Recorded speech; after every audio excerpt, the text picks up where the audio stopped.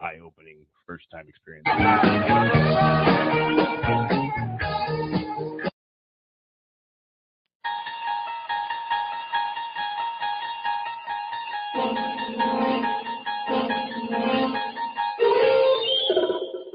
You're listening to UFO Undercover with your host, Joe Montaldo, right here on the Paranormal Radio Network.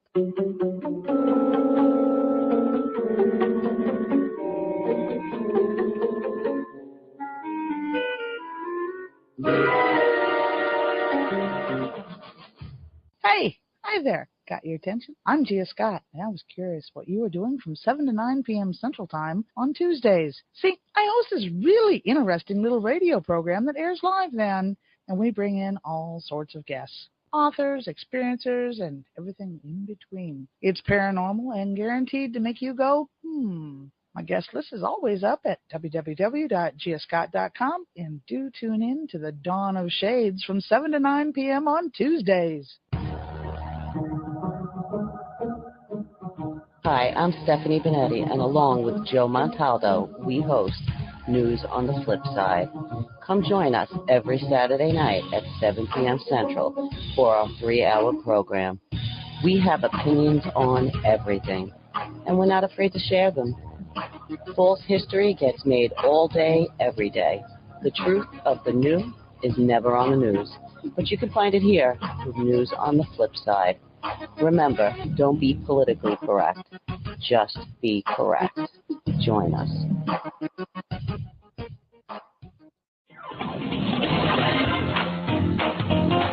Light up your night with the Kevin Smith Show. Hi, this is Kevin Smith. Join me Monday through Friday right here on the Paranormal Radio Network.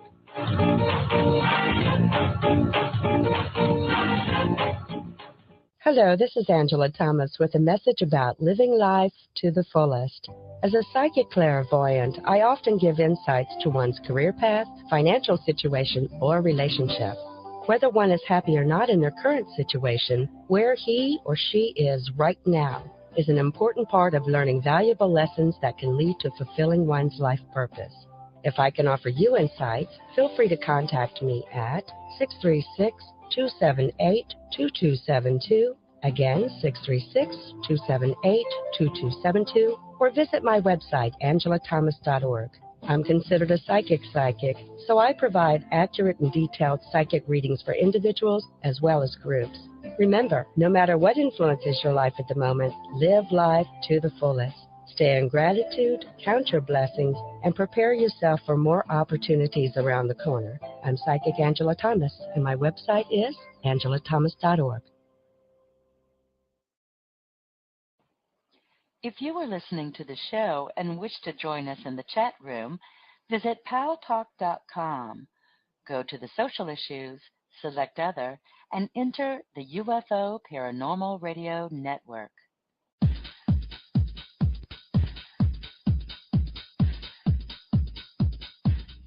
Tune in to the Mind Cemetery with your hosts Chip and Nicole every Monday night at 9 p.m. Eastern. Exclusively on the UFO Paranormal Radio Network. We delve into UFOs, abductions, ghosts, aliens, conspiracies, and cryptozoology. And how could you ever forget about those creepy topics you won't hear on your local news? This is where I would insert my obligatory skeptical statement. The Mind Cemetery, where the paranoia about the paranormal comes to rest. Follow us on Twitter and subscribe to us on Facebook. Also, check us out on our website, mindcemetery.com, for show updates and the critically acclaimed Mind Cemetery blog. It's not critically acclaimed, but you should check it out anyway, mindcemetery.com.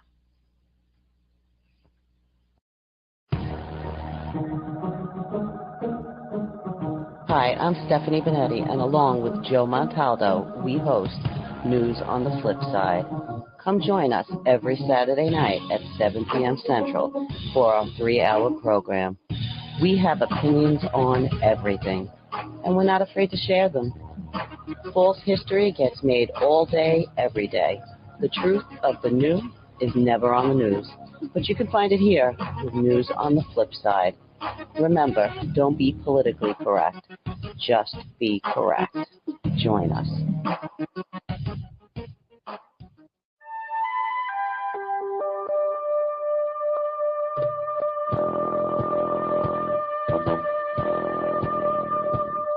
Tune in to UFO Undercover, Wednesdays at 8 p.m. Eastern, with your host, Joe Montaldo, right here on the Paranormal Radio Network.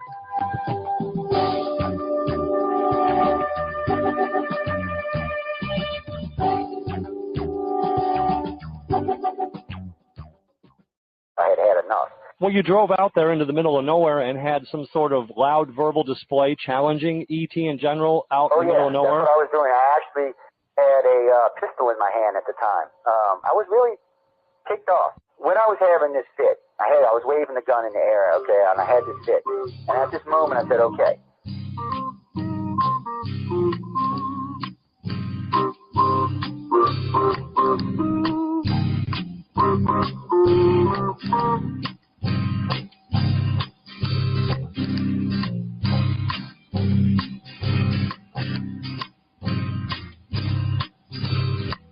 He was a Louisiana man named Montaldo.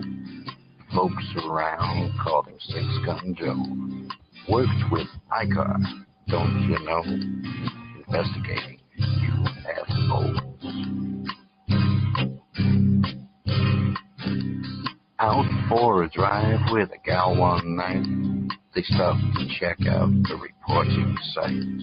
When an alien lit right there on the ground, commenced to throwing his weight around. Now, old Six Gun didn't take too kindly to that kind of thing. Especially without Vaseline or seriously. Well, Six Gun looked that critter right in the eye and said, any last wish before you die? Yo, reach for his gun, quick as a twitch, and said, fill your claw, you son of a bitch. Now a legend spread across the land about this pistol-waving man. But if you're from space or from Earth below, you don't give no lip to Six Gun Joe.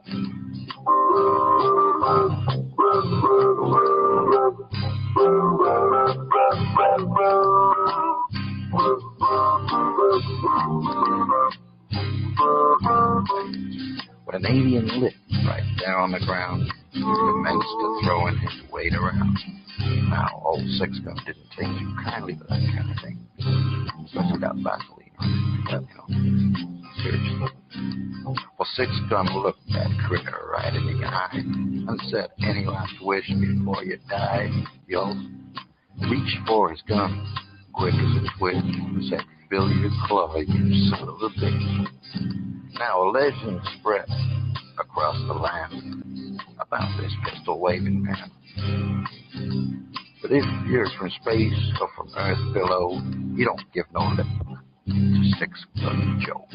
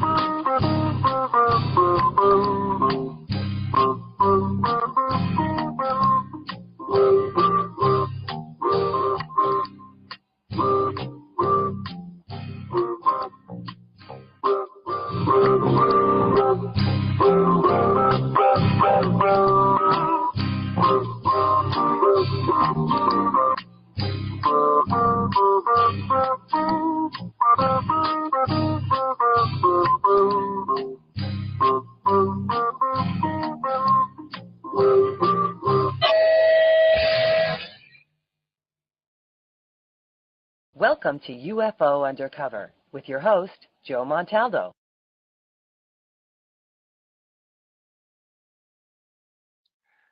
Good evening, everyone, and welcome to another episode of UFO Undercover. Like Natasha says, I am your host, Joe Montaldo. I hope everyone's having a great evening, great morning, great afternoon, wherever you are on our beautiful blue planet. You know, guys, I say it every week. I don't want to be anywhere but here on Wednesday night. It's my favorite place to be. We have a huge listening audience. I was going over some recent stats, and sometimes, like last week we hit 151 countries. It's weird when you see that, because you start counting, because 80 or 90 countries is pretty usual for a show that's been around as long as this one has. When you get 100, that's kind of cool. When you start getting 150, you're starting to push in. Like, we have people from Afghanistan writing to us, from Pakistan, from Iraq, countries that not normally you wouldn't get listeners in for a station, especially in this type of venue. I find interesting. China is just like blooming. Lord, man, I've thought about moving over there. They eat this stuff up. And I was really surprised to see it. And I see now we've developed a pretty decent sized audience in New Zealand. So it's kind of a great kind of thing to check out. But it's just interesting to see how many countries we reach. But what's more interesting is, like last week, we reached 271 American cities. Now, before anybody writes to me, I have to say that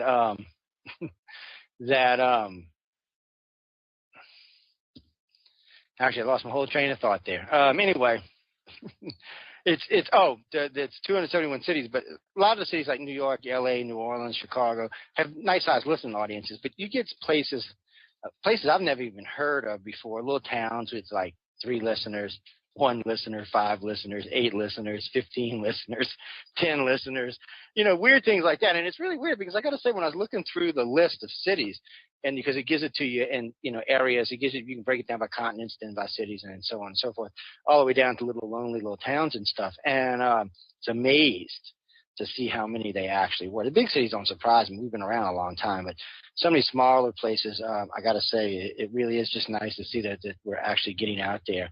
And, at least changing things. I've been hearing good things about ufology lately, so that's a plus. But anyway, enough about that. I just wanted to bring y'all up to speed on that.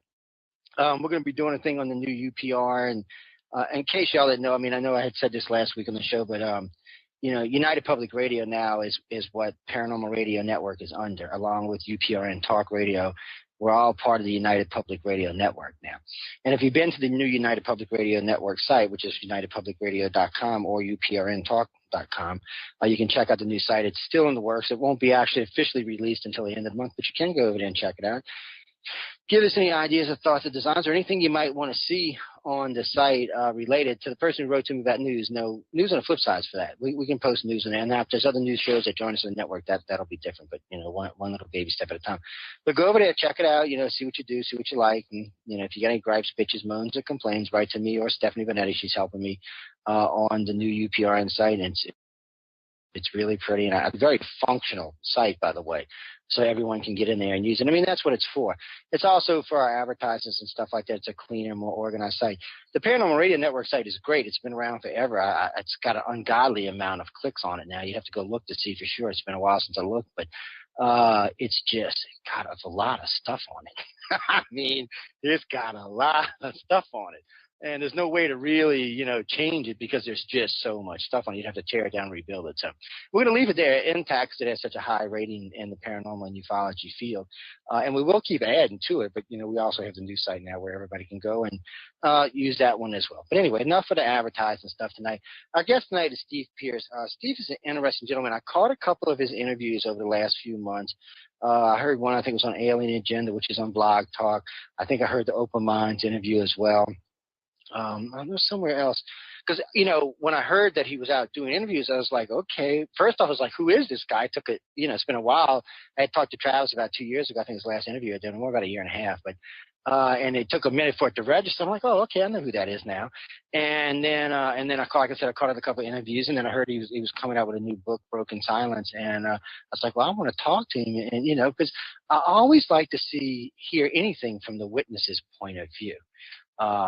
And we're going to get into some other stuff later in the show. But Steve, welcome to the show. Hey, thank you for having me. Oh, it's great to have you on. Like I said, I heard you. The last show I heard today you were on was the Alien Agenda show on Blog Talk. It was a great interview, by the way. I enjoyed it. It was a really good interview. I shouldn't be plugging other radio shows on other networks, but it was a good interview. It really was. I enjoyed it. When you did Open Minds, you did it with Alejandro Rojas. Was he the host? With Open Minds? On Open Minds, yeah. Because I know it was Open Minds TV, so I don't know if it was Alejandro or if it was somebody else. That's why I was asking. No, it was somebody else. Yeah, it's okay. I thought it was, but, I said, let me double check. I said, maybe my hearings going out in my old age or something. You never, you never know. But so let me. I said I'll ask him when he comes. But I really did enjoy this. And before we even get started, I want you just to tell our audience just a little tiny bit about yourself and maybe why you decided to start talking about this, in the last 2 years, I think last year and a half or something? Well, I broke my neck in 2008. Okay. And I was a long-haul truck driver, and I fell off a load, and they had to do surgery on my neck. My 3, 4, 5, 6, 7 vertebrae was pushing against the spinal cord, and they had to do surgery on it. I would have been paralyzed. I was about to snap the spinal cord. So I'm sitting home and after the surgery, and we got the movie. We rented the movie, and oh, you must have loved that. I'm sorry. I knew the movie came out in '93, but I was in a truck stop in Barstow, California, and I was getting fuel, fixing to head for New Orleans, and I walked into the pay for the fuel, and I went to the restroom, and I came out and went to the TV room, and there was Travis Walton on HBO talking about the movie Fire in the Sky, and that's how I knew they made a movie. But I never watched it until 2008. 2009 it probably was, with my daughter, and I told my daughter, I said, Henry Thomas, that's me. He's playing me, and that's me. And my daughter said, nah, it's not Julian. How come they changed your name and stuff, And I said, I don't know. So I got a hold of Travis, and my daughter thought it would be a good idea for me to tell the whole world this is true. If this is true, you should tell it to people, That's one of the reasons. And the other reason is, if I don't come out and tell my story, somebody else will tell it, and they will tell it different. Yes. I'm just like they did in the movie. Yeah, just like the movie. 4 different books. People have written about me, and what they said in the books didn't happen. People are So that was one of the other reasons I came out to tell my side of the story, what I saw, not what somebody else thought I saw. Or if you didn't do an interview, back then, if you did an interview, they just write something, this is what you said. Oh, yeah. And back then, in the 70s, I only did one interview, and that was with National Star. They had me trapped at the Sholo Hospital when my son was being born. I couldn't get out the front door. I couldn't get out the back, so I had to do an interview. So I ended up doing the interview, and the next month when it came out, it made us look like liars. So I didn't do an interview for 35 years.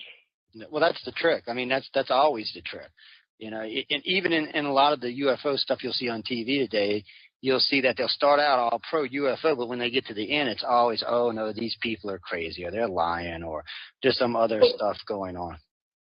Just like the movie Fire in the Sky at the end, it kind of made us look like we were still lying. Yeah. Didn't you think? Well, I got to say, for me, I'd known about this long before I ever seen the movie, and my wife had read the original book, and then, we'd heard about the case from get-go. I got to say, I was impressed that everybody passed the polygraph. I know there was a little stuff in there that was a little mixed up, but I know in general, and then later on, I know Travis took a few more. Polygraph 97%. Yeah.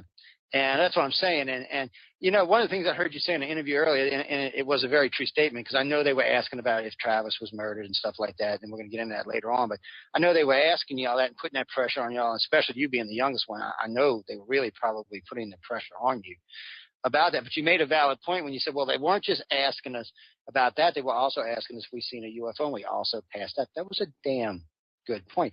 And it really drives the point home all the way. I mean, all 5 of y'all.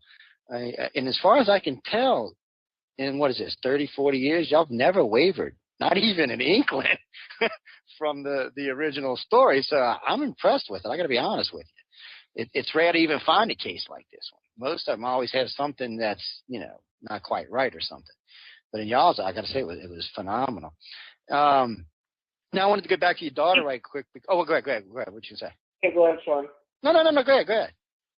If you want to see a good one, see Paranormal Witness on the Sci-Fi Channel. And it's called The Abduction. That is the best one out there. I will agree with that 93%. I'm not going to agree with the whole 100%. But if you want to watch it, the best one that's ever came out, see, on the Sci-Fi Channel, it's Paranormal Witness, and they did a thing on us last year, and that's the best one so far. That's what I heard, and I also was told that you can find the whole uncut version on YouTube. So, guys and girls, check it out. I'm going to have somebody check it out because we're going to probably play it on the station later on once we find it. We'll do it on like a Sunday on a rebroadcast or something for all our regular listeners to listen to. Because I got to say, I know this. It just cracked me up when I heard you talking about your daughter, and she said, "Well, Dad, that's not your name." Y'all know how kids are. She's like, "Yeah, Dad, you pulling my leg, aren't you, Dad?" yeah. Until I proved it, and then Travis sends her an autograph poster and a book, and wrote her a letter saying, "Yeah, your dad was really there," and all this. So she thought that was pretty cool. She likes Travis. Yeah, well, Travis is a nice guy, smart, intelligent guy. I like him. He's a good guy. I just, it was just so funny when you said that. I was kind of like, oh yeah, because I could just see kids saying, "Oh, Dad, come on now, you did what, Dad? No, come on, Dad, you wasn't in no movie, Dad." That's not you. But she's encouraged you in this, hasn't she? I mean, I heard that she encourages you along in this. That's a good thing. Yeah, she thinks this is a good idea to go out there and tell people, and she's one of my number one. That's a good thing having the kids behind you. My son just sometimes like I'm retarded, but Well, I've got a couple older kids from a different marriage, and they don't even want their names mentioned, or and they don't even want to be associated with this because they're afraid when they get older and they're looking for a job, this will affect their, Not in today's society, I don't think it would. If you're good at what you do, I don't think people are going to really care. I mean, I could be wrong now, Steve, but I don't really think people are going to care. I really don't. Now, Ryan had wrote in from New York, and actually, Ryan, Steve was the young guy in the movie, the kid. Basically, he was 17, right? Yeah, Henry Thomas plays my part in the movie. Henry Thomas is the little boy who plays E.T. He's the boy in E.T. Yeah, he's the boy in E.T. And because when I seen him, I'm thinking, damn, this had to be, so much for you to take in, because the other guys were older, so at least they had some experience behind them in the world. I mean, this had to be something for you to actually witness this. I'd have been like, I want to bleep out of here. But I wanted to go home. All the way through this, I wanted to go home. Let's just go home. But I don't blame you. I mean, hell, I would have wanted to go home too. What the hell, man? Just seeing what you've seen. I thought the world was coming to an end. I thought this was the end of the world. At first, when this first happened, I thought it was demonic, like a lot of people do. A lot of people tell me, "Oh, this is demonic. What you're seeing is the devil and stuff." I always tell them they're demonic. And, if I'm seeing the devil, me and him are really good friends. I know that. Yeah. I don't know why they always want to call aliens the devil. I'm not sure what the hell that's about, but I've been doing abduction research for 30 years, and we get a mix of good, bad, and indifferent. But demonic, I wouldn't call it demonic. I could call it hateful sometimes, but also I could call it happy sometimes too. So. I don't believe in demonic and all that stuff. I believe Jesus existed, and I believe Adam and Eve got a little healthier from UFOs. I believe we came from another planet and they put us here. Oh, yeah, I agree. So. Yeah, I think they dumped us off here now. So I'm gonna go back. To the. I know you've probably said this story 100 million times by now. Because I know everybody wants. Last couple of years, I have. Yeah, I can imagine you have. And I got to say, everybody involved in these cases like yourself that are good sports about this, because even I sometimes get tired of saying the same thing 500 million times. You're kind of like, well, I said that last week, right? I said that the other day. Well, there's other people out there that haven't heard it, and it's important to get the word out there that this is actually true, and they're really out there, So, you want me to start my story? Oh, yeah, go ahead. I mean, go ahead. Start, where you're comfortable at and go on and work your way through it. And because, before you start that, I got to say something, though. I had one of the interviews I had done with Travis. I think this was about a year and a half ago. I think it was the last one I did with him. And I heard you say this in an interview. That's why I was bringing it up. I actually asked Travis, did you ever stop and think that they knew you were coming down the side of the mountain? And he was like, what do you mean? Yeah, well, that's the point. But go ahead, tell your story now. Just because I heard you talking about that, and it was something. Yeah, I disagree with Travis on that one. I've never seen, let me tell my story. Go ahead.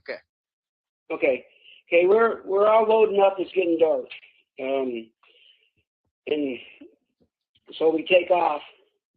You really don't want to know what happened during the day, but anyway, we took off, and it's getting dark because that's the reason we quit. Because you can't, we're out in the middle of nowhere, and it gets dark. You can't see. And you don't want to run chainsaws in the dark. So we're loaded up, and we're in a 2-seated pickup truck. Mike Rogers is driving. Next to him in the middle is Kenny Peterson. And then on the shotgun side is Travis Walton. Okay, in the back seat, there's 4 of us. Behind Travis on the shotgun side is Alan Dallas. And then me, then John Goulet, and Dwayne Smith is on the far left behind Mike. Okay, we're going down the dirt road, and we see this bright object over to the right, and we can't tell what it is. Someone thinks it's the moon or something, and I think someone says, no, the moon's right there, see it? So we knew it wasn't the moon, and so we get a little bit closer, and it's a bright white. It's beautiful. And we get a little bit closer, and Alan Dallas says, it looks like a spaceship. He hits the floorboard, and when he hits the floorboard, he gets back up, but he's still on the floorboard looking out the window. Okay, when he moves, I scoot all the way over next to the window, and I'm looking at everything. I'm the closest one to it, and besides Travis. Okay, Mike stops, and Travis gets out, and it looks like to me that he was in some kind of a trance. That they were making him get out. And Alan Dallas, before he passed away, said the same thing. And we're the 2 closest. And we're sitting there and we're looking at this thing, and it's just hovering in the air, and then Travis gets out, and everybody's kind of like hollering to come back, and he glances back one time. He looks at us like, he's in a daze, like he knows we're there, but he can't answer. He just and then he turns back around, and he does it. In the movie it shows that he walks straight up to it. He didn't exactly walk straight up to it. He walked up to it, but like in an angle. Because if he would have walked straight up to it, when the beam would have zapped him, it would have hit us he would have ran right into the pickup. So he was a little bit off to the right of the truck and walking up to it. Okay, when he gets halfway in between where we're at and where the UFO's at, there's some dead wood, and he kind of like bends down, and he gets back up, and this thing's just hovering in the air. It's not moving or nothing, and it's a bright white, and all of a sudden it started getting brighter and bright. It's the brightest light I've ever seen. It gets brighter and brighter, and it starts rocking back and forth and starts going beep, beep, beep, beep, beep, beep, beep, beep, and this loud pitching noise came out, and it zapped him in the chest. Well, he flies back about 15 feet, and then he hits the ground, and his body kind of like bounces a little bit. You know how you see somebody, hit the ground? Well, he's just lying there. He's not moving. And I said, I turned around and I said, they got him. And as soon as I said they got him, Mike took off. Okay? And at first I didn't realize Mike was taking off. And I hit my head on the window when we're bouncing. Well, we get down to the main dirt road, and this guy never missed a gear. We get down to the main road, and Kenny Peterson gets us to stop, and we stop. And as we're getting out, because we're talking about what we're going to do, we get out, and we see a bright white light from the northeast. It takes off. It's north of us, and it takes off to the east. I mean, it was gone. And then we're all sitting there talking about it. What should we do? Should we go get help? You know, and we're all upset. And I think it was Dwayne says he looks like he was incinerated. And I said, no, he's not incinerated. I seen him hit the ground and his body's there. He's dead, but his body's there. So Kenny Peterson and John Gillette, they said, man, we have to go back. We got to go back. We got to go back. We can't leave him behind, you know. And I wanted to go home. I want to go home. You know?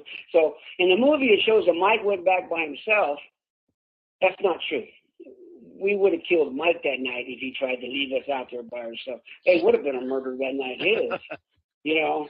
So we all get back in that truck, and Mike's really upset. So we go back and we went back and we were looking for him. We got one flashlight, and we can't find him. Well, we're hollering his name and everything, and then Mike Rogers falls to his knees, and he just started kind of whipping, you know, kind of crying and stuff, and saying, look what I've done, I left my best friend behind, you know, and he was really upset. So we couldn't find him, so we went down to Heber, and the first phone booth we came to, we stopped. It was a substation for the phone company, and so there was 2 telephones out there. It's still there, and I was there a month ago. So Kenny gets out and calls the police department, and calls the sheriff's department, and calls the, you know, and says, you know, I got a missing persons. He doesn't say nothing because Mike's still upset. He can't call. So Kenny calls, and he doesn't tell him about Travis being zapped. He's telling him he's got about a missing person.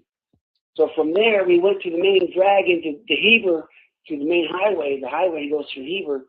Went to a gas station, and we sit there and we waited. Now that's the closest town. That's the closest town to where y'all were, right? Heber, yeah. That's where Travis came back to, was Heber. Yeah. Good. And so a city cop showed up, then a deputy sheriff showed up, and then Sheriff Gillespie showed up or something like that. I think Gillespie was the last one to show up. So Gillespie gets there, and we tell him what's going on. And he's looking around for beer cans and stuff, and he gets each of us alone and talks to us. And so finally he says, well, Mike Rogers has to go back because you're the crew boss. And I want 2 volunteers to go back with me, and the rest of you can go home. So Alan Dallas volunteered, and Kenny Peterson volunteered. Years later, I found out why Alan Dallas volunteered. But anyway, I got to go home. John Gillette drove the pickup, and then Dwayne Smith went home too. So the next morning, I told my mom the night before what happened, and I don't think she really believed me. But the next morning, when they came to the door and they're telling my mom they think Travis is dead, then it started sinking in, you know. My boy's in trouble again, you know. So as my mom's talking to the cops and the reporters and stuff, whoever was on the front porch, I think they might have been city cops. I grabbed my boots and I snuck out the back door, and I went to a girlfriend's house. And at lunchtime, her mom came home, and I'm hiding in the bedroom. And she was telling her daughters, you know, you can't see Steve Pierce no more because the whole town thinks that Travis is dead and they killed him. And I'm thinking, oh man, so I'm not saying nothing. And she goes back to work after lunch, and I figured she was going to throw me out, but she let me stay. And then later on that night, I snuck back home, and it was dark, and my mom told me that they still hadn't found Travis. And then I think 2-3 days went by, and the cops were still hounding us and asking us questions about Travis. And then they said something about us taking a polygraph test. And so we decided to go take the polygraph test. And then that I didn't want to do it because Alan Dallas's mom all week was saying that we were going to flunk this polygraph test. They were going to set it up, make us look guilty. So, I'm not going. I haven't talked to I talked to one, like, the second day, a city cop named Flake finds me in the alley. I'm trying to hide from people and stuff, and he knows the town pretty good, and he knew I didn't have a vehicle. So he got me back at the squad car, and he told me, he says, state of Arizona, we don't need a body to get you for murder.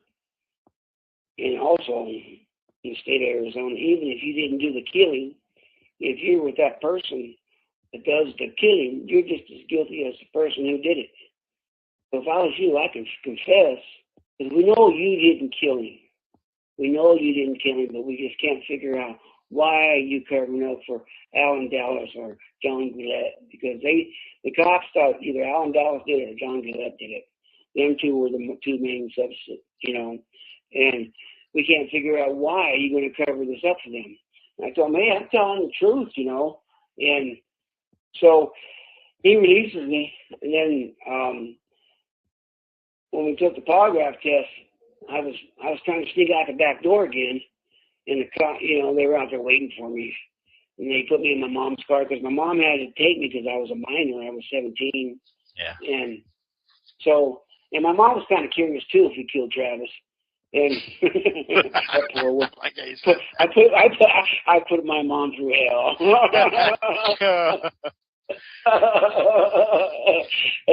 So we went and take the polygraph test, and we're there. And there was news reporters everywhere, man. They just came out of the woodwork. There was more people in that county than there lived in that county. And in those 5 days, there was more people in that county than people who lived there. I can guarantee you they was. And so they put us, they put us in this room, and they were all talking to us, and they were kind of, what the questions are going to be. And I'm not saying a word. I haven't said a word for days. I haven't talked to nobody because, my daddy always taught me when you come to the cops, you keep your mouth shut and don't tell them a word. Even if they have a video, you still don't say a word. You know what I mean? So I wasn't saying nothing because I knew we were going to, once we walked in there, I knew that we were going to jail for murder.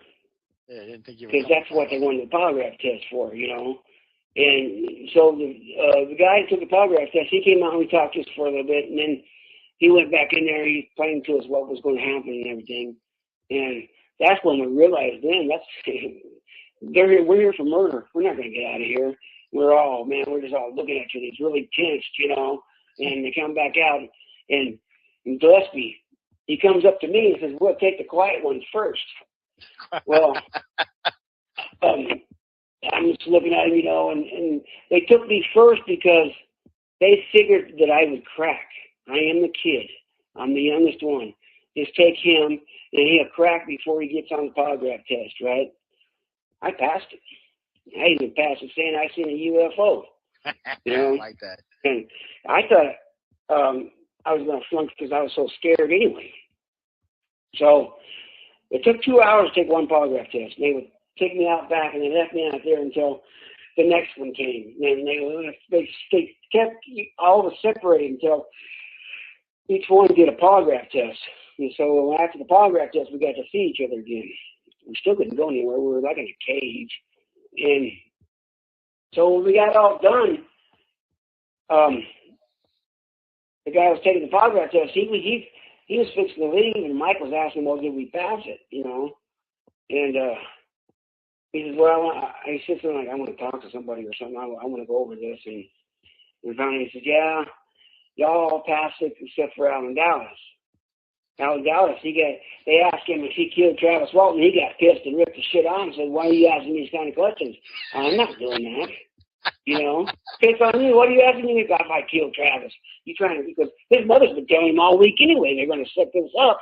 You know what I mean? Yeah. So he was really freaked when he went in there. So he rips everything off, and so they didn't get they couldn't tell. But he did pass one before he passed away. In '93, he took a polygraph test from the same guy and passed it. So he did finally pass the polygraph test. Well, obviously we know they didn't kill Travis, but still, man, y'all must have been arguing about if y'all were even going to call the cops, because you knew once you called the cops got involved. Oh shit! Yeah, me and Alan Douglas, we didn't want to call the cops because before in the back seat were the rowdy ones, you know, and so we knew as soon as the cops seen us who were out, you know, who we were, they weren't going to believe us, you know, because we lived in a Mormon community. Oh Lord! And so the Mormons ran the town back then. The town is called Snowflake. Brigham Young, back in Brigham Young days, sent the snows and the flakes down there to settle that area, and that's why they called it Snowflake, after the snows and the flakes. I'm gonna be nice and let that one go. Just in case I know anybody that lives in Snowflake. I don't think I do, but you never know. I might know one. Yeah, I mean, yeah. Well, they just didn't want us running around with their daughters. You can't blame them. Well, you've seen a UFO, I guess not. But now, I mean, the cop or the sheriff, whoever the hell it was, he must have just been furious after these polygraphs. I mean, he couldn't have been happy. He was in shock. He couldn't believe we passed it. I bet you he was. He still thinks this is a hoax. He's on there too. On that program, Paranormal Witness, he's on there. The guy did the polygraph test, he's on there. Doctors, everybody that was involved in this back then is on there. Well, so this is a good one. I've taken a lot of polygraphs over the years. They don't when I was working for different companies in management and stuff, before you get hired, they'd polygraph you. I've taken a lot. I've passed a lot. I failed a lot. I've probably passed 8 or 9, failed 4 or 5. It's I know it's a nerve-wracking thing. No matter how many you've taken, it's nerve-wracking just to take one of them damn things. I hate being strapped to the damn machine. Well, I've taken 3 of them, and the laws made me take all 3 of them. I've never volunteered for a polygraph test. If you don't have to, don't take one. Nowadays, they don't really use them too much anymore. They kind of stay. Well, the laws they still use them some, but yeah. So I mean, did this guy after the polygraphs were done and all, and I know he was just freaked out. Did he come and talk to y'all? Or? They had to let us go, man. They had no crime. It was the first thing, they had no crime scene. So they couldn't say hold us for murder anymore because we passed the polygraph test, Yep. And they didn't have no crime scene. They didn't have a body. They didn't have nothing. They had nothing to go on. They couldn't, So they released us. And the next day, Travis came back. Yeah, I was going to say this was on the 4th day y'all did the polygraphs, right? 3rd, 4th? No, we did it on the 5th day. Actually, Travis was gone 5.5 days. Yeah. He came back the next morning. My mom was relieved that we passed the polygraph test, that we didn't kill Travis. Mom was like, all right. I knew he was bad. I didn't think he was a killer, but he's bad, but I didn't think he was a killer. Well, a year and a half before this happened, me and my older brother are out paying bills and stuff, and a cop pulls us over in my dad's pickup truck.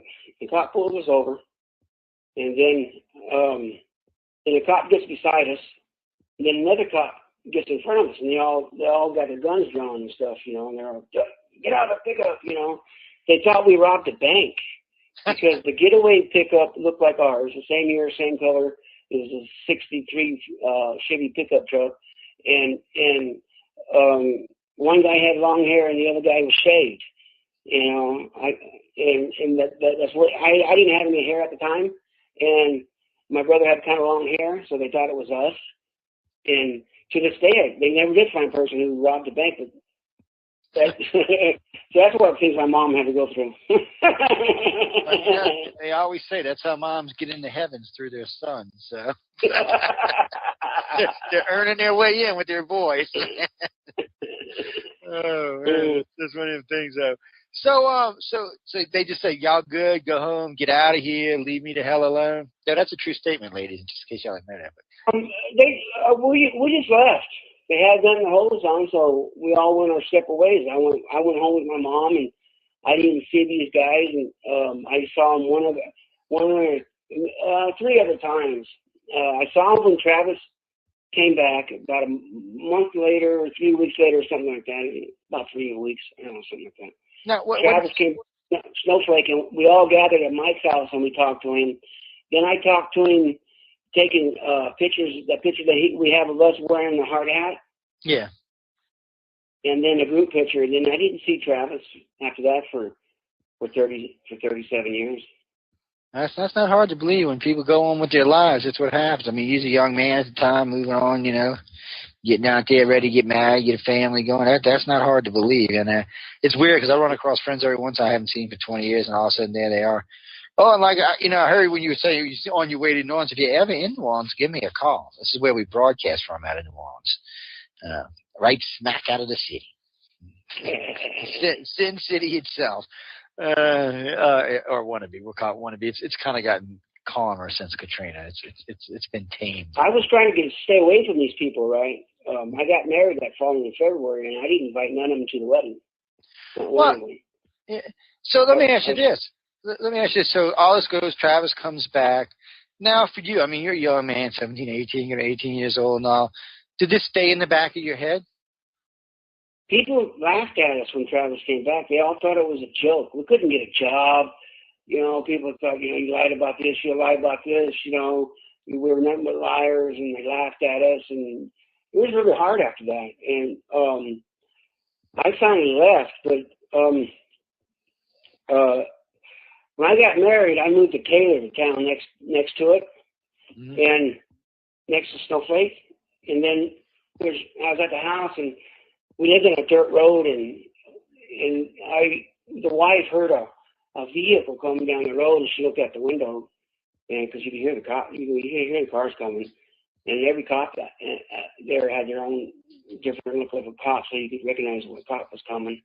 And she says, you know, Jim Cook's coming down the road, and he pulls in, and she goes, "Well, you in trouble again?" She said, "I was in trouble again because the cops were at the door."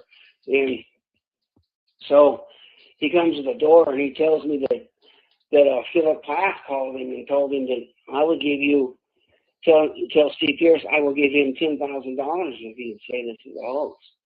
And at the time, I always thought Philip Plath was nothing but a news reporter. You know, I thought he was just trying to get a story like everybody else. I didn't know all about this about Philip Plath until a couple of years ago when I started talking to Travis, and he was telling me things about Philip Plath. Well, at the time, I just blew it off, and I moved to Texas and to get a job, and Mom got me a job at the steel mill there, and to get away from all this, because people down there, I didn't tell anybody, you know. Some of my family knew, but they didn't bring it up in a conversation, you know what I mean? So I was trying to hide from it, and Philip Plath found out my home phone number and started calling me and telling me that, you know, I'd give you $10,000 if you say this was a hoax. And so, you know, I told him no, you know, I kept telling him no. And then finally one time I hung up the phone and I told the wife, I said, you know, my mom doesn't believe me, my brothers don't believe me, everybody thinks this is a hoax. I'm going to go ahead and just say this is a hoax and take the $10,000. Philip Plath is the only person I've ever said it was a hoax to. I had to say that to get the money, okay? Yeah. So anyway, my wife at the time says, do you really believe this happened? And I looked at her and I said, you know I really believe it happened. I was there. I saw it, you know? So she goes, you're going to sell yourself out because you're mad at Mike and you're mad at Travis. Because I was mad at Mike because he hadn't paid me for the job I did when we was working out there. He still hasn't paid me. And then he kind of underbid me on another job and kind of pissed me off. So me and Mike was feuding, and Travis's head really got big after this. So that's a joke. So I was mad at both of them. And I was going to, in 70s, $10,000 was a lot of money. Oh, hell yeah. And I had 3 kids, you know, and I needed the money. So one night when my wife wasn't home, Philip Glass calls, and I says, okay, it's a hoax. So how do I get this money? So he flies to Texas, and we meet at a restaurant, and he tells me that this is what you got to do. You have to go back to Arizona. You got to find some kind of proof. You have to find a generator or something. I said, man, you're going to need an alpha bright generator to get that bright of a light, man. The generator's going to be alpha big, man. You got to be like 3 or 4 generators, maybe 5. So, because, you know, this ship got brighter and brighter and brighter and brighter and brighter. And it was a white light that I've never seen. I mean, except for UFOs. It was hard to explain, but it was awesome seeing Travis getting zapped, though. But so he went on his way, and I went back home. And a couple nights later, I tell my wife what happened, and she gets all pissed and says, you know, I'm not going to spend this money or nothing because you know this is wrong. You're taking this money because you're mad at him. So after that, I started avoiding him again, and I moved to Utah, to Moab, and I got a job there. So we moved to Moab, and somebody called the company that I was working for, asked for me. I don't know if this was Philip Glass or not, but asked for me and said, I want to talk to him about an incident that happened in Arizona. Well, you know, who else could it be, you know? So anyway, the job finished, and I moved back down to Arizona, into the valley, into Mesa, where I was raised. And I got divorced. When I got down there, we got divorced, and I was staying at my brother's house. And he was calling my sister-in-law and telling my sister-in-law, you know, tell Steve, I'll give him $10,000 to say this is a hoax. And, you know, my family was, you know, tell him it's a hoax, take the money. I'd have got on TV and said, yeah, it's a hoax, and thanks for the $10,000, and then I went on my merry way. And then but when I never took it. asked, I said, no, it wasn't a hoax. I never took it, and after that, I disappeared off the face of the earth for a long time. Nobody knew where I was at, you know. Yeah. And that was probably so. And then after that, I started driving long haul truck. You know, I drove truck long haul across country for 25 years. You know, so I stayed out there, and I stayed away from this. And I had some incidents out there, but that's a different story. But this is true. I mean, this really happened, people. Travis, you know, I don't believe that the way Travis tells it, that it was an ambulance call and they're saving his life, and I don't believe that. I believe that we saw this for 5 minutes. They must have known that we were there. They had to hear that clunk. If these people are as intelligent as everybody thinks they are, don't you think they knew we were there? Oh, don't you think they knew they heard us coming? We saw this for 5 minutes. It ain't like we saw it for 10 seconds. You know, they knew we were there. And, well, they knew probably when you left your camp. Yes. I have no doubt that they were fully aware of everything on that mountain, not just y'all, but anything else that was on that mountain they were probably aware of. I have no doubt about that. But I didn't even properly introduce you when I introduced myself to you. But I run the largest UFO alien abduction organization in the world by far. I mean, we have more than 40,000 members. We have a nice big, and we really interviewed a lot of contactees and alien abductees over the years. I mean, literally a lot, somewhere in the 17,000, 18,000 range these days. And it's something we specialize in because we you know, we're looking for commonalities, things that happen in cases, why things happen in cases, why some people see UFOs and some don't. We don't think any of that's an accident. There could be 2 people standing there, and they'd be looking at the sky, and one can see it and the other one can't. If they don't want you to see them, you're not going to see them. Well, yeah, they make it to where, to be honest with you, we really don't believe that unless you've had some kind of prior contact or you're mentally or physically, I don't know how to word it, but that's the only people that are going to really see UFOs. That's why when there's a mass sighting over New York, I mean, come on, there's 8 million people in New York and 1,000 see it, or 100,000 see it. You know, Mexico City sighting, there's 30 million people there, 1 million people saw it. You know, there's a reason why, because those people are prone to see it. A lot of times, to be honest with you, we actually think a lot of times you see a UFO just either right before they pick someone up or right after they put them back. In this case, it sounds like they were after Travis. And they sound like they knew y'all were there, the whole entire time. They were fully and functionally aware y'all were there. Why they picked him, there could be a lot of reasons for that, but or why that particular night, maybe because he was the only one that got the truck. But the way that you described it, it sounds like he was. Even in the movie, they kind of show him in a daze, as he's walking up, like he's just like, not really thinking. You know how it is when you're a fogged brain or something. That's what it seemed like. And see, that's how you were describing it earlier, like he was being called out of the truck. Because I see none of the rest of y'all got out the truck.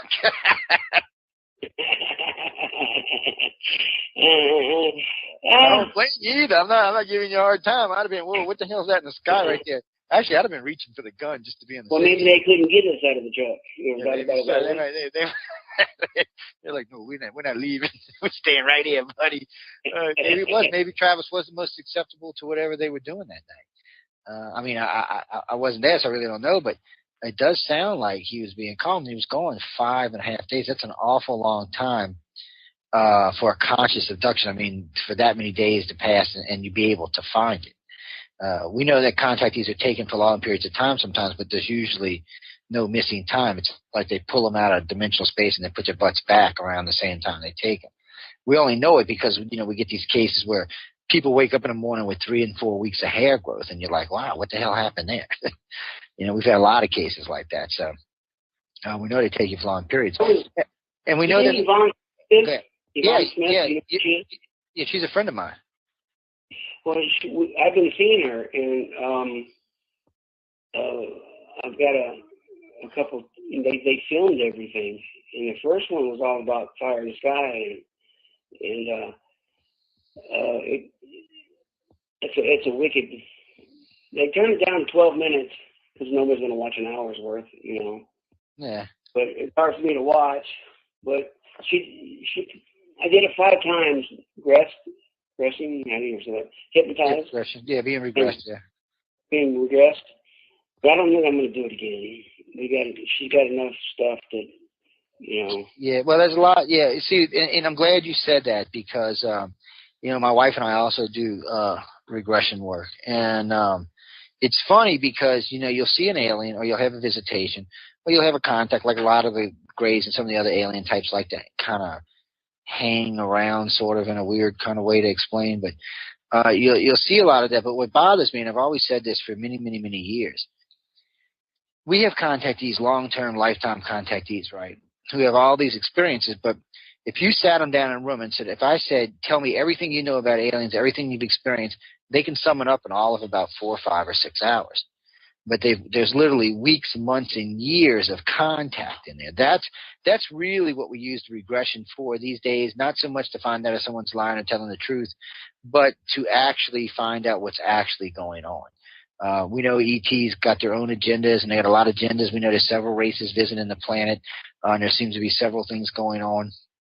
And we know they limit how many races actually visit, but we know they're here. We know they've been here for a really, really, really long time, and we know they don't show themselves by accident, and they don't take people by accident. So for me, the very first time actually, Travis Walton was actually a thorn in most researchers' caseloads because it's rare to find someone who's seen a UFO or be a one-time abductee. It just doesn't happen. If they take no, not one time. No, I don't think they take it just one time. It's possible. I really believe it's only been abducted one time. He does, but I got to say, him and I. He wouldn't tell you either way. He'd never either way. He won't tell you if he hasn't or has. Yeah, well, he told me that on the air. Yeah, he told me that on the air. He wouldn't tell me either way, but I asked him a question about it, and he said, well, yeah, I guess that is possible because I was asking about some other stuff that had happened and the way it actually ended with him when he was put back, And I said, you never thought that they might have already known you? They might have known someone in your family line? I said, remember this, Travis. 99% of all abductee and contactees will never, ever remember being taken, ever, their entire life. I said, it's only the 1% or 2% that actually manage to bleed out for some reason. Some say 5%, some say 2%, but whatever it is, it's a very small percentage of how many people are actually being taken. And that once you start being taken, it's not just a one-time thing. I agree. People think it just happens one time and it's just, well, I don't think so. No, and I think if you've been taken once, they're going to take you again. I don't think they take you by accident. Now, for you, I was listening to you when you were talking about some other stuff, and I know you've had some experiences, but I also know you've got a new book coming out. Yeah, Broken Silence, One Man's Journey. You think it's going to get it out? So I know they're hard to write, man. It's called Broken Silence, One Man's Journey, but you're going to have to put me on another show when we talk about the book. Tonight it's just all about Fire in the Sky. That's fine. I want to keep it separated. No, that's fine. I can understand that. I really can. And it's just easier that way sometimes to keep it apart. Besides, it'll probably help keep your sanity in the long run. I know. I see the caller just joined us. Caller, how you doing? Hello, Joe. How are you? Hey, pretty good. Who's that? This is Ben W1028 in the chat room. Hey, Ben, how you doing tonight? You got a question? Good. Yes, I do. That Travis Walton might have been taken more than once without him knowing. Do you think he might have any psychic ability or telepathic? Anything telepathic? Let me ask you this. While Steve's going to answer that question in a second, we put it to him and Travis. Steve, how about you? Do you feel like you have any gifts? Yeah, I have a 14-year-old daughter. She was a gift. Well, that's always a gift there. That's just a gift in itself. But when you knew Travis, I can't answer for Travis now. You got a question to ask me, you can ask me the question, but I'm not going to answer for Travis. Yeah, I know. You know, and that's one you got to save for Travis. We're starting to get along with each other. I really don't want to piss him off right now. Pick up and I'll piss him off again. Yeah, well, look, I know, I feel you there, man, because I have a tendency to piss people off in the field from time to time. I don't mean to. I've been pissing Travis off for 40 years. You know, I mean, I don't mean to piss people off, but it just happens sometimes. You know how it goes. I know. I know. So I want to go back to the night it happened again for a few minutes, because I know you were on the right side of the truck, right? Yeah, everything happened on the right, and I was on the right. How far do you think this thing was actually from where your window was? 50 feet, 100 feet, 100 yards?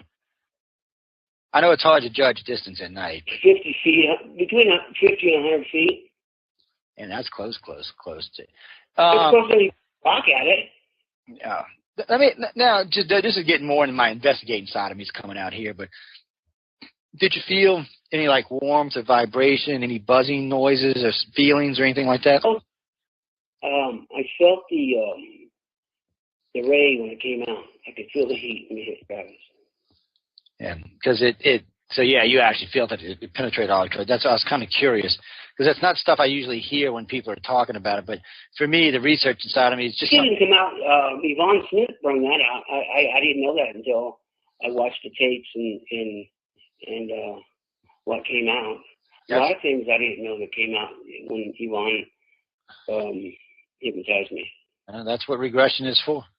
And that's why we use videotape when we do it, so no one can question the means or the methods. You know, that's the whole point of videotaping a session, because I kind of freak out in the first one, because it's the first one I've done, and it gets easier. But it wears me out. I've done 5. I'm not going to do no more. It's over with. Everything's out. Needs to be out, I guess. And yeah. Well, it takes a lot of energy out of you. Yeah, it does. In the first one, I kind of freak out. So when you watch it, come to a conference where I'm at, and I'll next time you get close by, I'm gonna come see you.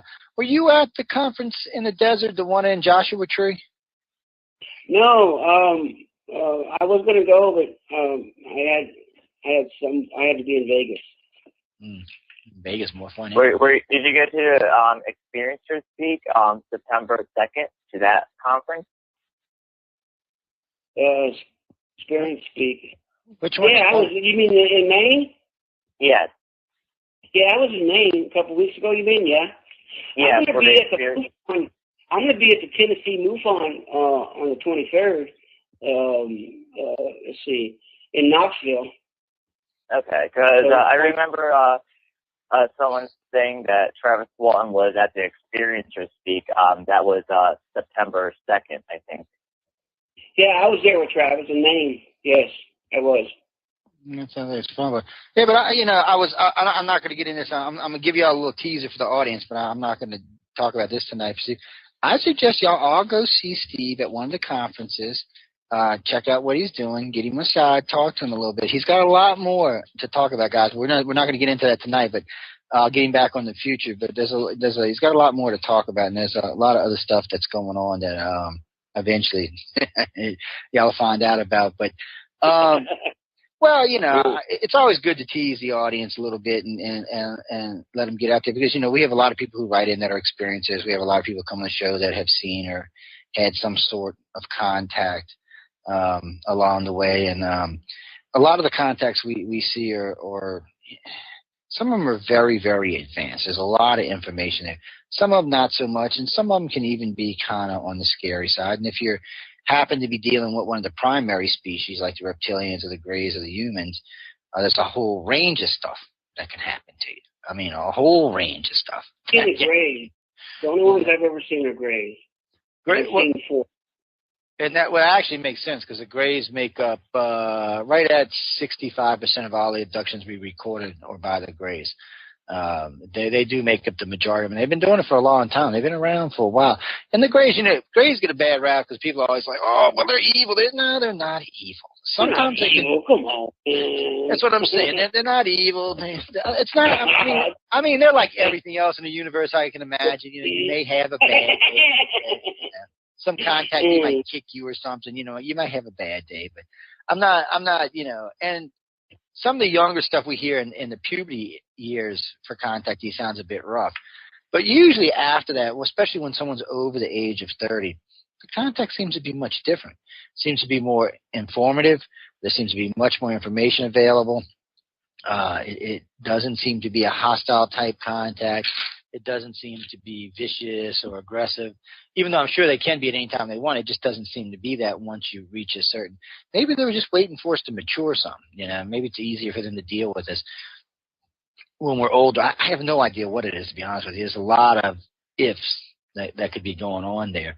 But it was funny too because the first time I seen the movie, I was like, holy bleep. I'm thinking, where's the other 2/3 of the book at? I really was. And I was like, what the hell is going on here? There was just a lot of stuff that was missing. And there was a lot of stuff that they added. But for you, I mean, the first time did you see it? I guess they didn't mention your name because they didn't know where you were. Why didn't they use your real name, or?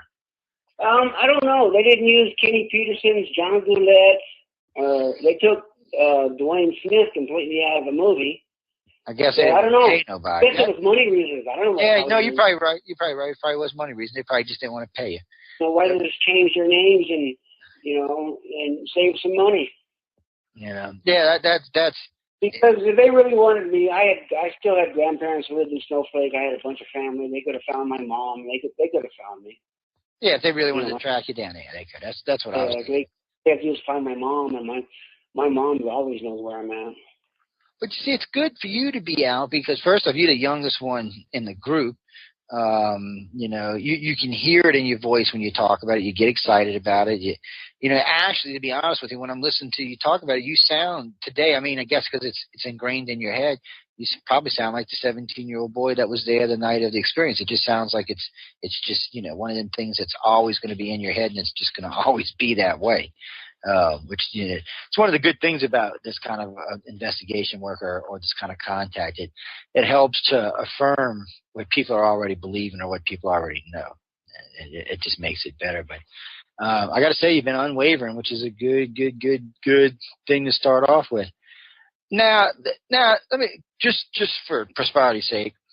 Are we gonna take a break?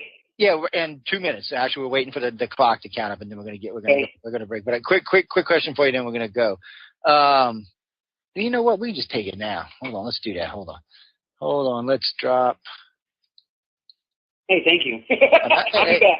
No, go ahead. I'm the boss. I can do that kind of stuff, man. Go ahead. You go ahead, and I'll get you back in a few minutes. Guys, girls, thank you. We're going to take a station ID break right now. We're going to go let Steve have the breast. He's only supposed to be with us for like an hour, 20 minutes tonight anyway, guys. So, anyway, we'll bring him back in a little bit. We'll talk a little bit more, and then we'll let him get out of here. And then if time permits, we may talk about a couple other contact things. If we have the time, we'll see about it when we get back. But I want everyone, please stay tuned to UFO Undercover. I'm your host, Joe Montaldo. I'm sitting speaking with Steve Pierce, and I'll see y'all in 10.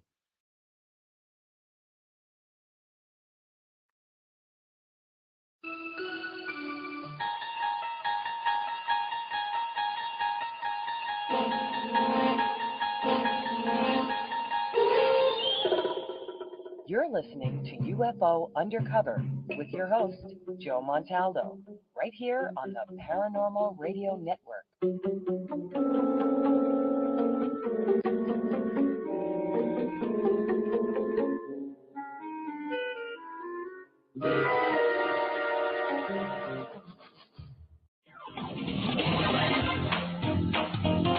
Light up your night with the Kevin Smith.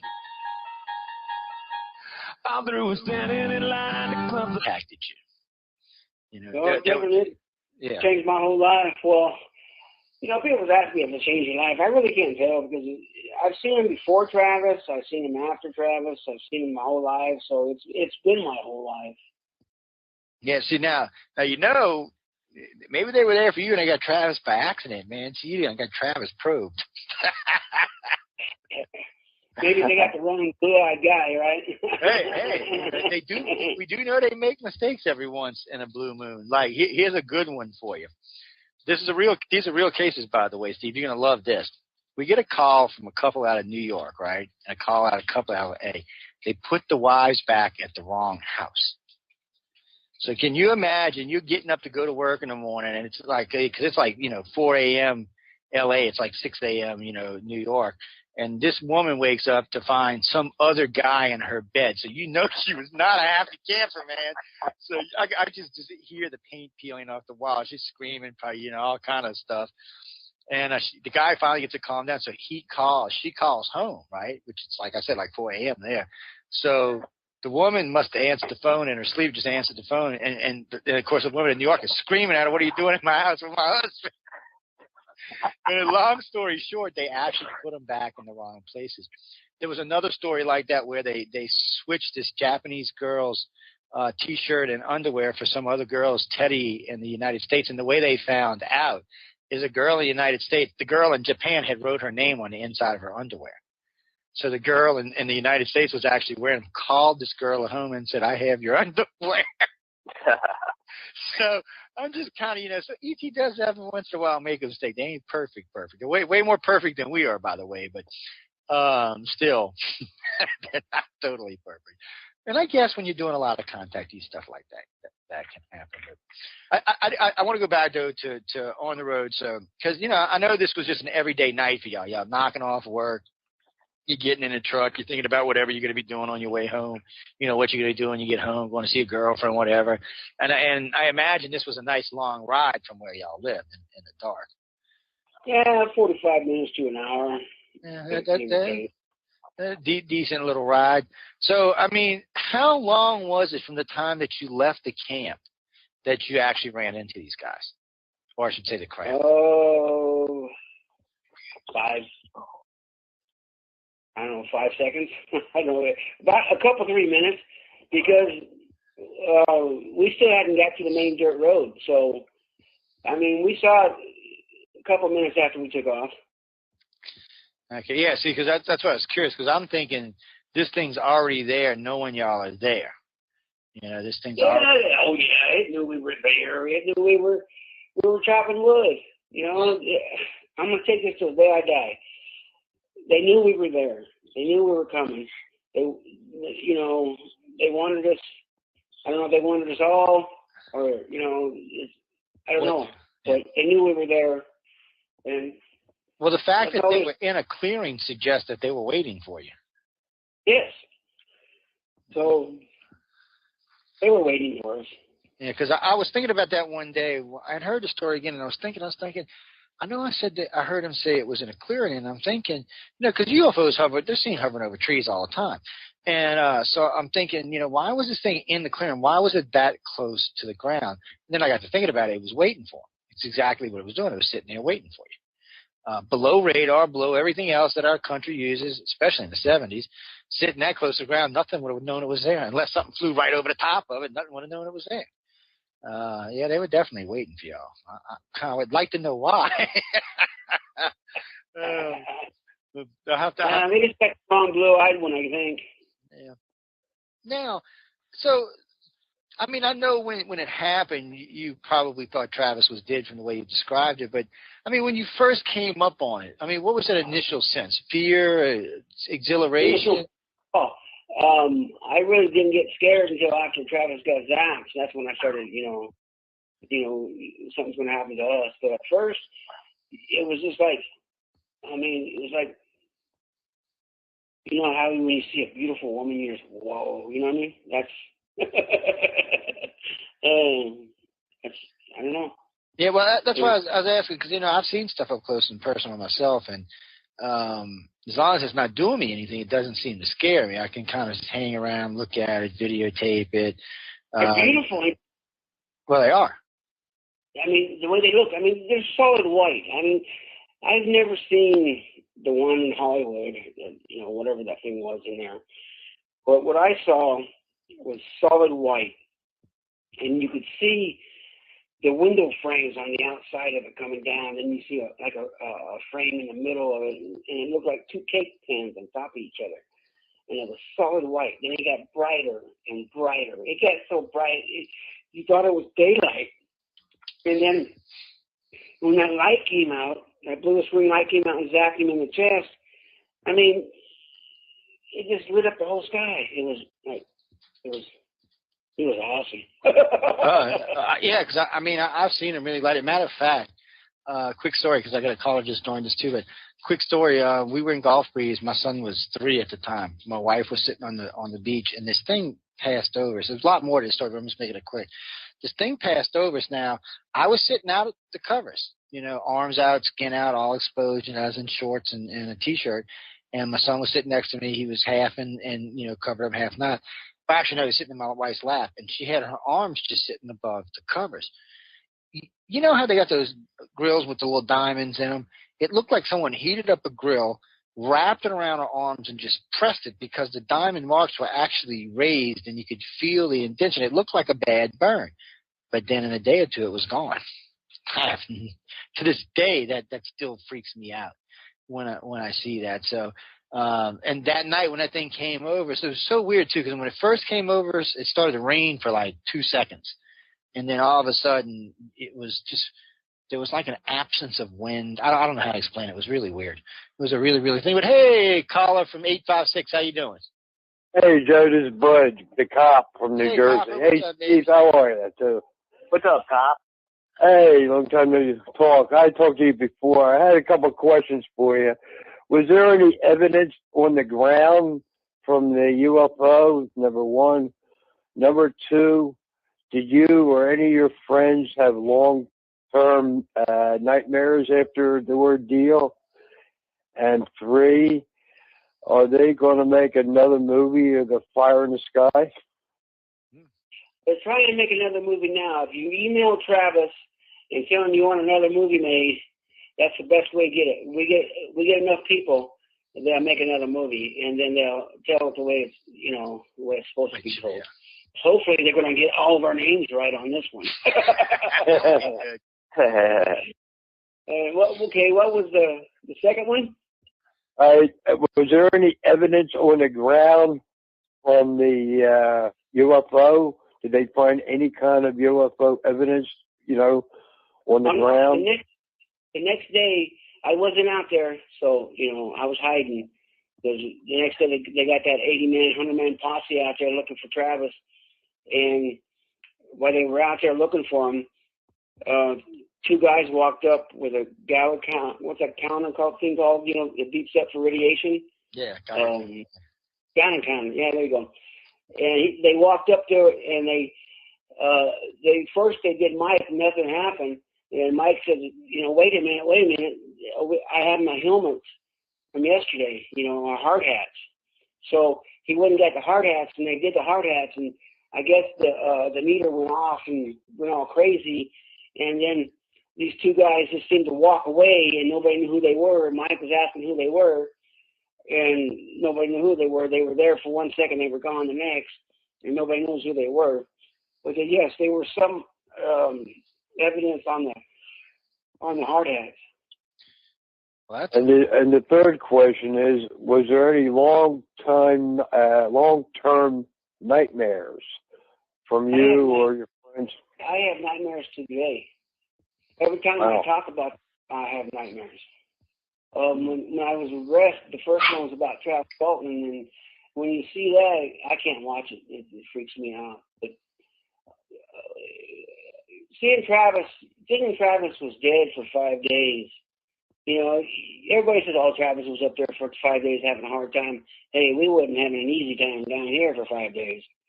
Yeah, we were accused of murder. Everybody in that town thought we murdered him. You know, everybody's looking at us like, you know, what'd you guys do with his body? You know, because we lived in a small town, and before the sun rose up the next morning, everybody in town knew about it. And it was a bad 5 days. Yeah, I have nightmares. A question for you, Steve. Did anybody ever offer up an apology for thinking y'all killed him or anything like that? Nobody's ever apologized to me for nothing. Man. Well, I was just asking. I didn't think they would, but I thought I'd ask. You know, no one's ever asked me anything about the movie or Travis's book. Nobody's ever asked my side of the story. That's one of the reasons I came back out, was to tell my side of the story, because the only couple things that's right in the movie that's about me is I was the first one to take a polygraph test. That's true. And you know how Henry Thomas was really quiet and really nervous, wasn't saying nothing. Yeah. That part's true. But as far as us being in that restaurant, that never happened. The party, you know, at the party at the end, you know, when Travis, that syrup comes down the table and stuff, that never happened. I've had people come up to me and say, hey, you know, I was at that party. You know, yeah, right. It was a party. One more question. Was there FBI, National Security Agency involved in that too? Did they show up? Yeah, they showed up. I figured that. All right, thank you very much for taking my call. Thanks, Scott. Appreciate you calling in, man. All right. Yeah. Oh, look, Tyrus Milan Brown. I'm used to seeing the Man in Black. I see him all the time. There's a big debate on what Men in Black actually are, if they're regular people, if they're hybrids or something else. It seems to go back and forth a lot. There may be a combination when it comes to them, too. I think it might be both. Yeah, I think you're right, because I've seen some really weird stuff when dealing with stuff like that. So what amazes me is sometimes we'll be in the middle of nowhere. You know, we'll be out doing a sighting, you know, doing a little UFO hunt or something. We'll be in the middle of nowhere. I mean, nowhere. So not even a town 50 miles in either direction. All of a sudden, out of nowhere, here comes somebody walking down the road. You're like, really? Really? Where the hell did this guy come from? It always makes me nervous, man. I'm like, what the hell is this? You're thinking, something is fishy. And something I've noticed recently in the last 10 years, you know, we hit a lot of national parks because there's a lot of sightings in parks. A lot of these big... Well, you want to see some good sightings? Yeah, I'm always looking for good sightings. Go to Four Corners. Oh, I'm going to head through there. You're going to see one the first night, or go to, you know where Salt Lake is, right? Yeah. Go west from Salt Lake, out towards to Nevada, and at nighttime you can see UFOs out there on the lake. I've seen a lot of UFOs on the lake. You know, we've seen some stuff when we were in outside of Laughlin.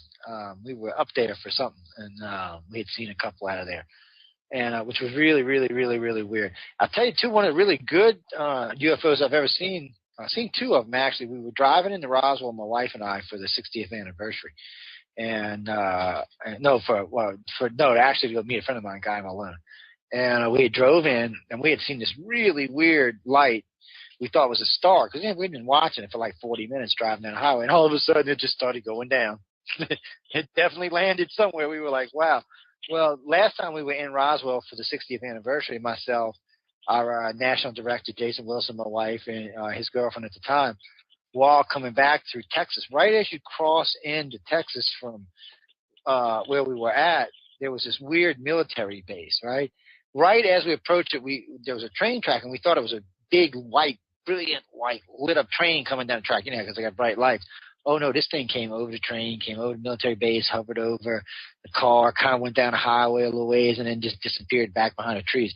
I have no idea what it was, whether it was alien or not. I don't know. But if it was ours, it was damn advanced.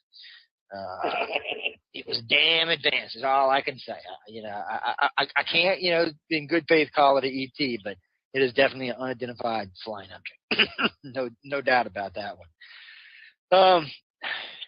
I have a question from the chat room. Someone was asking, have you ever been abducted? No, that's for the other show. You got to. That's yes. And hopefully, y'all, because he's teasing me with this book, because I want to know all this good stuff. I'm gonna have to call Yvonne up. Yvonne, what's up, baby? Hey, Yvonne's the one to put all this stuff out, Well, I like the first time I met Yvonne was in Roswell, actually. She's a regular down there at the Roswell Museum. Yeah. And she's a great lady. She's a lot of fun to talk to. She's one of the few hypnotherapists I actually like in the field. There's about 3 of them I like. All the rest of them can bite my big white cheek. Really, I gotta be honest with you. We're very particular about how we do regression at ICAR. And Yvonne is, and a few others are, but most of them will do stuff like, well, there's Steve, what kind of damn aliens came and probed you last night? And what color was that spaceship again? Well, you can't do shit like that, You start doing stuff like that, and then, you're just making memories. You're not remembering memories, you're just making them. So anybody who does it legitimately, I'm back, and anybody who does it needs to just get out of the field and go teach people how to quit smoking or something. Something good like that. Something good like that. Now, go ahead. I just didn't get in. I met Yvonne a couple years ago, and she wanted to get in my head, right? Yeah. And at first I said no. I wasn't going to do it. Didn't get in my head. Because it's never like. And I went to her office in L.A. We chatted for a little while, and then I know her for, I've seen her a couple times, and then we got to really talking, and I started trusting her. Because to me, you got to trust this person who's going to do this to you. You just can't, go to somebody, hey, go to their office and lie down and do this. That doesn't happen. You got to trust this person, and I really trust Yvonne, and she's a damn good lady. Yeah, she is, and she's good heart. Yeah, she is, and so over a year after I got to know her, I decided to do it.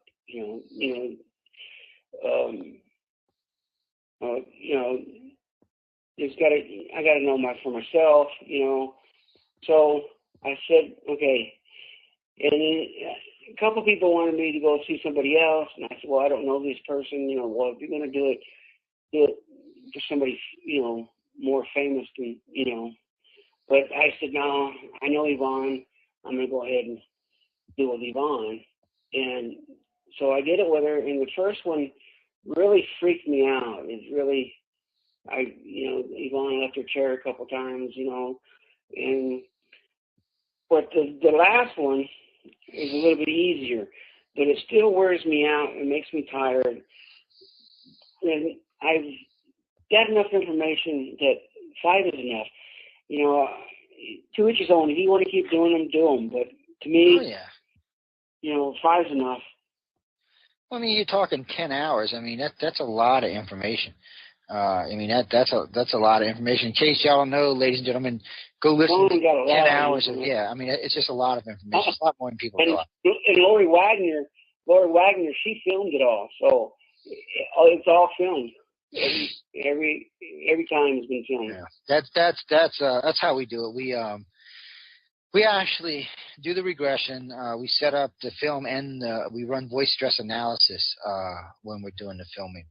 And before anybody asks, no, we're not running the voice stress to find out if someone's lying or telling the truth. We're running the voice stress to find out where to look. In other words, if I asked Steve about, did you see a gray at a particular time, and I started seeing a bunch of spikes in the line, I would know it was something that was bothering him. It was something we needed to go deeper in. If I asked him and it didn't move, I would just move on because there would be nothing there to talk about. It's a great tool for that, by the way, too. It really helps to drive where you should be going in a hypnosis. But and I like using it. It's a good thing. I got to say, and you're right. For me personally, 3 or 4 regressions is enough. I got to be honest. I got people. I've got regular, customers and regular contactees. As many times as you can do it, they'll do it. I mean, last time my French director was in, we did 10 days, 3 to 4 hours a day, almost 40 hours of regression. And the bad part was, or I should say the good part was, we barely even broke the iceberg with what's in her damn head. So that's what I'm saying. It's what you can take. I'm not even the guy being regressed, and it takes a lot out of me. So I know for you, it takes a lot out. It's a lot. It takes a lot. Don came to the house. The first one was done in L.A., but the second and third one was done in my house in Utah. And that's probably better. Yeah, one time we both came out with headaches. We both had headaches really bad. Yeah, that's not uncommon. It's not also uncommon or have weird stuff happen inside. Well, the one I was just talking about, right in the middle. Go ahead. Like pictures flying off the wall? Yeah, stuff like weird shit like that, yeah. Well, here's one for you. I got this high Sony camera. Great camera, right? I'm in the middle of this regression, and the camera quits working. It gives me this weird error. So I go buy a new camcorder so I can finish the regression sessions. And so I bring the camera to the shop because I really like this camera. It's got night scope and all built into it. And he says, oh, I don't know. He said, were you near an EMP pulse? I'm like, what the hell are you talking about? He's like, well, everything on your camera. He said, all the memory's been erased and all the magnetic strips are non-magnetic. And he said, you must have been near an EMP pulse. I was like, no, I was in my office building in my spare office where we do regressions. And he's like, oh, well, I don't know what happened. I'm like, he still swears to this day. I was over there talking to him about something else the other day. He still swears that camera was exposed to some kind of EMP pulse. And when I sent it to Sony to get it worked on, and Sony said that it appeared that it had been subjected to a high magnetic field of some kind and it could not be repaired. So you figure out what happened. So it could have been a UFO flying over the building, and that kind of pulsed down to the camera. I don't know what it was. I don't know what it was. It did ruin the tape that was in it too. So whatever we were talking about in that particular, actually, I think Linda was actually doing that regression when it happened. I don't know. I didn't think we were talking about anything that would warrant destroying a camera, but apparently we were. So that's why I was asking Steve if weird stuff like that happened to him when it was going on. Well, I've been hanging out at Skinwalker Ranch. Oh, joy! Yeah, man, I love I'm addicted to Skinwalker Ranch, man. I even got chased out of there. Hey, we're taking pictures. It's early in the morning, and we see something run across, and I'm taking pictures of it, right? And then all of a sudden, this black pickup gets behind us, and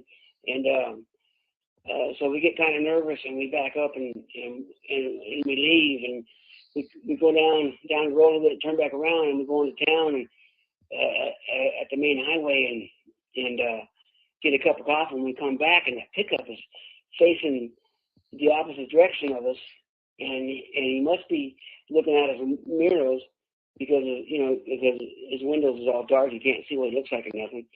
And then he sees us and he turns back around. He chases us through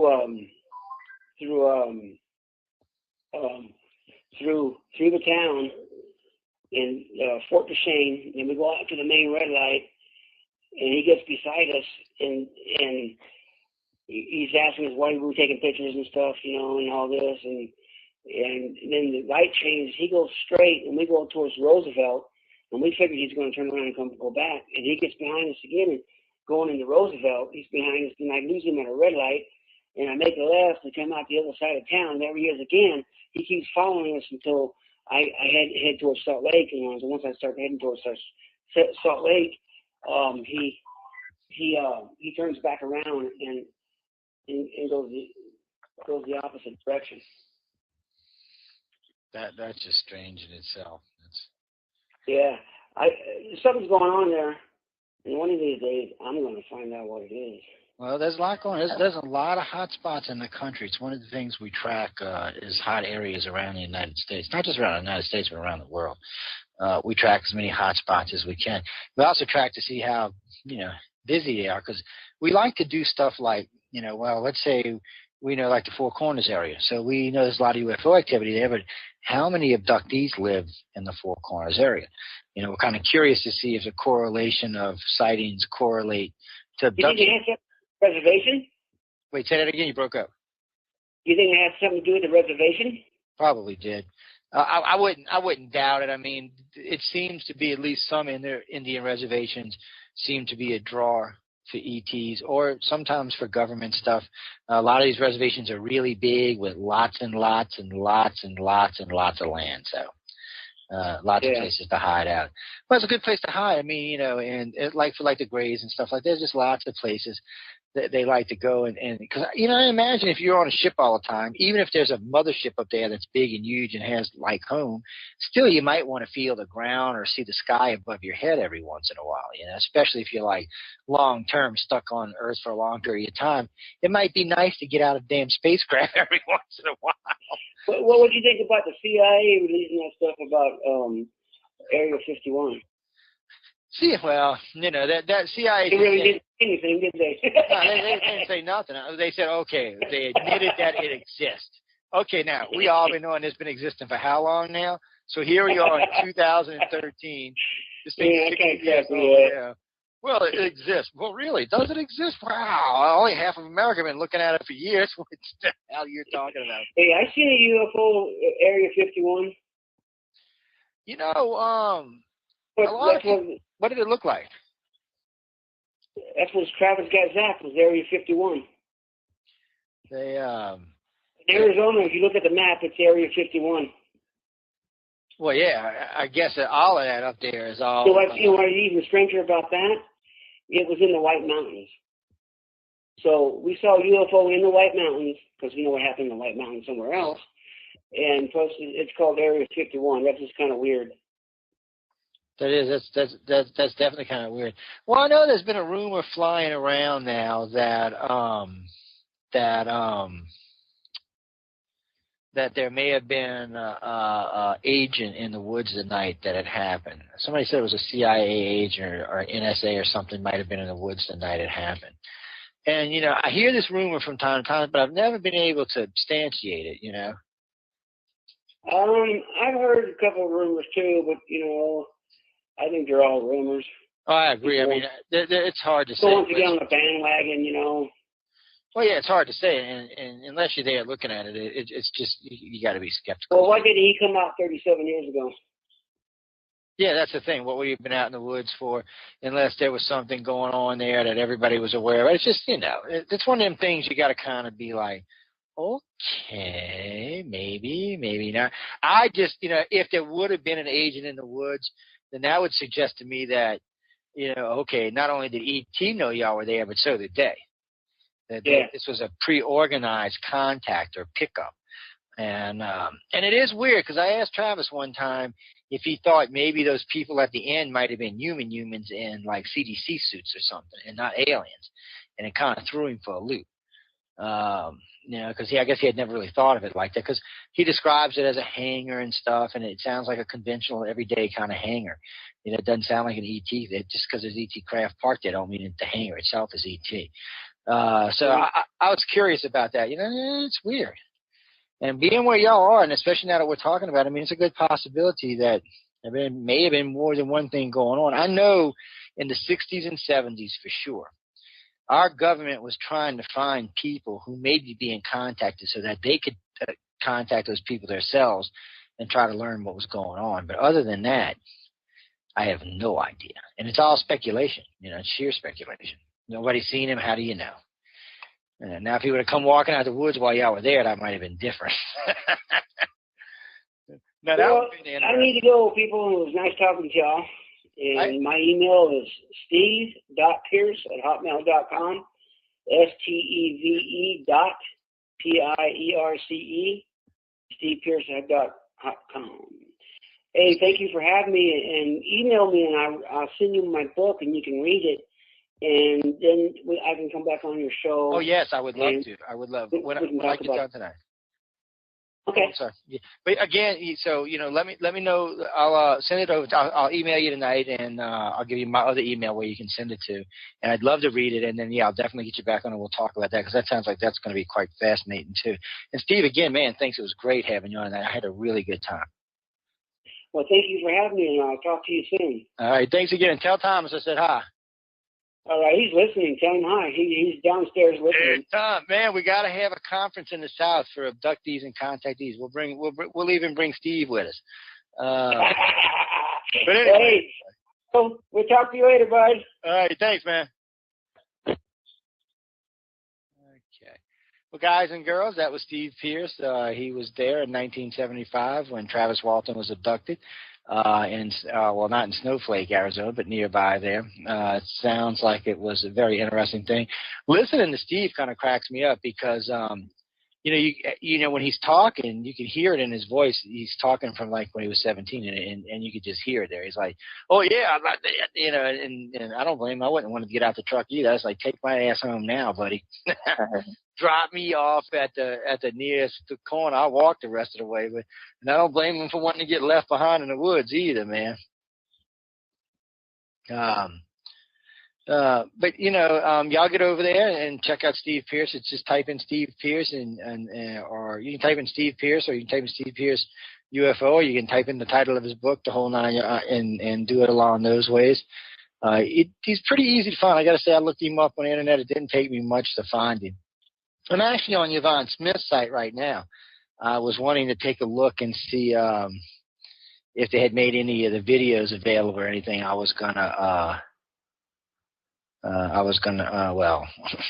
let y'all know, but I'll check it out for next week and let everybody know. But remember Steve Pierce? He was there in 1975 with Travis Walton. This is an eyewitness that was on the ground when it happened. He did pass his polygraph, by the way, without any problem at all. When I catch a cold, we get a co-host, man. Yeah, you see. I'll call Jason or Stephanie or Robot. There's a lot of people who can co-host. Actually, I've been thinking about this while we're on this subject. I've been thinking in the near future, over the next few weeks, that I might let some of our audience members, especially our Facebook friends, come co-host with me on Wednesday night every once in a while. Say a treat for the listening audience. Come hang out and co-host and chat with the guest. If the guests like it, I like it. Gives me a night off. I had a good time talking with Steve tonight, and it'll be nice when this new book's out and available for everybody to get their fingers on it and take a good read. As soon as I get it, I'll get him back on, and we'll go from there, I guess. Because man, I got to tell y'all. I was listening to him on another radio network on another show, and there's a lot we didn't talk about tonight. That's all I'm going to say. I'm just going to leave it at that because there really is a lot that we didn't talk about tonight. That's very interesting stuff, and I think y'all really, really going to enjoy it. So we'll get the book, we'll read it, and then we'll bring everybody back to hang out and take a good listen. The book is Broken Silence. I imagine it's naming it after coming out, because he's been keeping this a secret for so long and living with it. Was it one of his wives?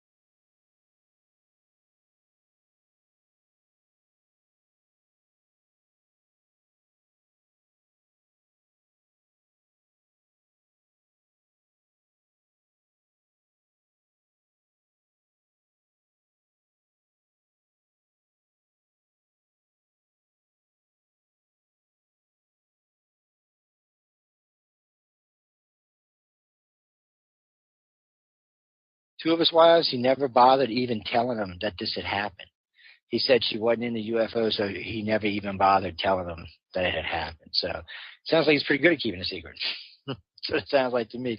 But anyway, guys and girls, I'm going to get out of here in a few minutes. Don't forget News on the Flip Side on Saturday night with myself and Stephanie Benetti. We'll be around to kick some serious ass this weekend. Got a lot of gripes, moans, and bitches about what's been going on in the last week, from our idiot that runs the country to the idiots that work for him and everyone else that seems to be attached to him. So we'll be on that kick. Man, I got to say, every time I turn around, there's somebody doing something stupid in this country lately. I'm not talking about our president. I'm talking in general. I mean, lately it's somebody doing something stupid. And I'm beginning to get a little fishy that every time the violence calms down and then all of a sudden the Democrats talking about gun control again, there's a shooting. I said this a few weeks ago about another shooting, and I said a few weeks before that. And, you know, pretty much since Obama's taken president, it's like a shooting every 6 months, a major one. What the hell? This never happened in other presidents, so what's going on here? I'm getting a little worried. And then this last shooting made a valid point for me, something I had said about Sandy Hook, which I will bring up Saturday. So y'all be sure to tune in for Saturday night show. Don't forget, before us on Saturday is Voice of the People with Gregory Miller. It's a good show. Y'all come check him out. He talks about a lot of different stuff. It's variety. Following us on Saturday night is Jeffrey Pritchett and the Church of Mavis. And Jeffrey's always a blast to listen to. He comes on. He's got a couple of co-hosts that come on with him, but usually it's Beelzebub. He's got co-hosting with him. Yeah, y'all know who Beelzebub is, right? That's who co-hosts with him on Saturday night. Just thought I'd let y'all know that. Karen Dolan's going to be joining us back on Mondays real soon. I had a talk with her today. I'll be talking with her again tomorrow. We'll be finalizing where she's going to go. It's looking like Monday between 6 and 8 is going to be a bi-weekly show. I'm pretty sure I'm letting out the bag a little earliest. But anyway, so they'll be joining us as well. And then, of course, we have Chip on Church of Mavis which is 8 to 10. And looks like we're going to have one other UFO show join us. It's going to be a monthly show that's going to be following Chip on Monday night. So that's going to be a Monday night lineup. Tuesday, starting October 1st, Catherine Buckaloo with Truth Connections will be coming on from 6 to 8 on Tuesdays. Of course, Donna Shades will be following her. 8 to 10, it's a new show. It's air date, so y'all be sure to check it out. Sometime between now and then, I will have Kathy come join me on UFO Undercover or News on the Flip Side, and we will have a little chat before she actually airs, so everybody, the audiences are familiar with her and know where to find her. We do have a show looking like they're going to be on following G on Tuesday night. I'm just not 100% done with it yet.